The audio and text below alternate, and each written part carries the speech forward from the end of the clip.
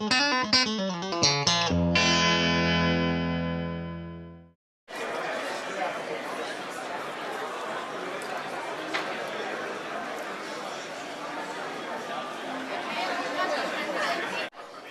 I'm here with Alan Queen, VP of Audio at Aviary, a new hosted apps software company, I guess. Exactly. We have a whole suite of online applications from image editing to audio editing. Fair to say that the main product up until now has been Phoenix, the image editor? Yeah, and it's still one of our most popular products. Right now, I would say Phoenix is number one, and Mina is probably one of the second largest app we have, but they're all very useful in different ways. Actually, they're all used together a lot as well. I mean, this idea of storing not just data, but the apps in the cloud, if I can use that word. Sure. I don't know if you guys do use that word. Oh, we do use it. We call it we're a cloud-based company. So. Interesting kind of idea. Where do you see it all going? Well, we see it continuing along the same lines. I mean, we've had a lot of success with what we're doing now, and people seem to really like the idea of being able to have all of their content in the cloud.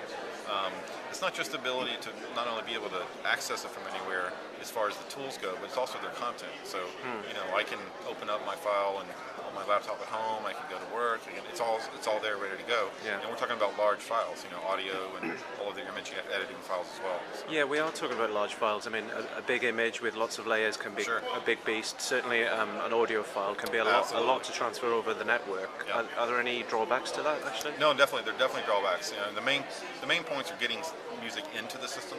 But once it's into the system, it actually comes back pretty quickly. So that's the hard part. But once it's in, you can do quick previews like MP3s and things like that. Right. But then when your final mix, you download it as a WAV file. So when you look at your, product portfolio, Phoenix is the image editor. Right. A little bit like a cut-down version of Photoshop. All right.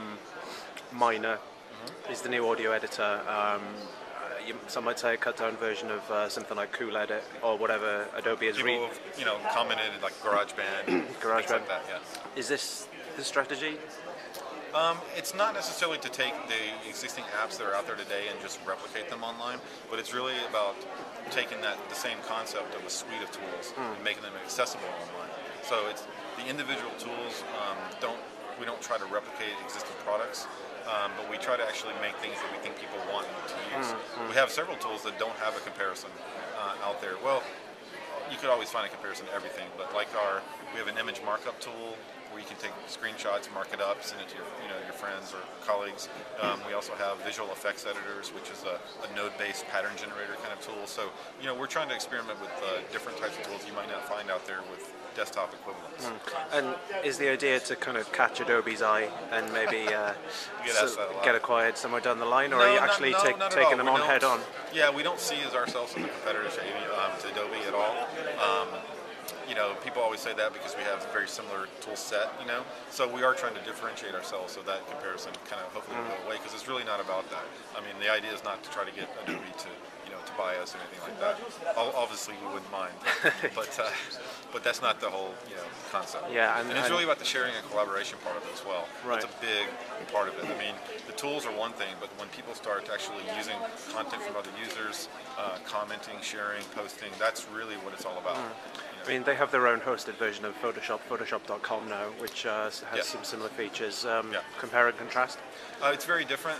Photoshop.com is really meant for like image retouching, where we're actually a full-blown layers, compositing, and that kind of thing. Almost more like Photoshop than Photoshop.com. Right. And final point about your company itself. Recently raised $7 million from Spark and Jeff Bezos. Correct. How is the I guess burn through rate on that cash? Are you looking to raise any more? Well, right now we're sitting tight on it, but we're going to use the money to try to go into a growth period. So we really want to try to use that to grow the site as much as possible, and of course add more tools. So that's kind of the goal of the money right now. Okay, so you have an image editor, an audio editor. What more products to add to the portfolio? Clearly, video is a gap. Video is obviously on the horizon. We want to do it right. So there's a lot of editors out there that have been online that have kind of come and gone, and so we really want to take it, a step back and really do that one right. And that's definitely on our roadmap for sure. Okay, thanks, Alan. Yeah.